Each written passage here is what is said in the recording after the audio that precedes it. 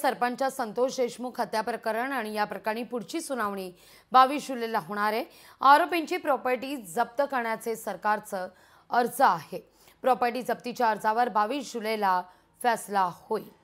वकील उज्ज्वल निकम यांनी या संदर्भात माहिती जारी केली आहे। वाल्मिक कराड याच्या दोषमुक्तीच्या अर्जाचा निकाल न्यायालय दिनांक 22 जुलै रोजी देणार आहेत असं त्यांनी स्पष्ट केलं।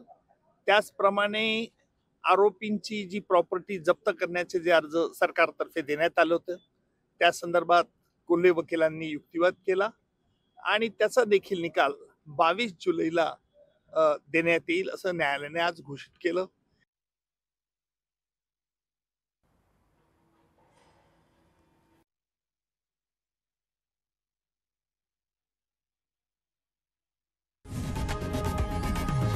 लोकशाही मराठी ऐका, पहा, जागरूक रहा।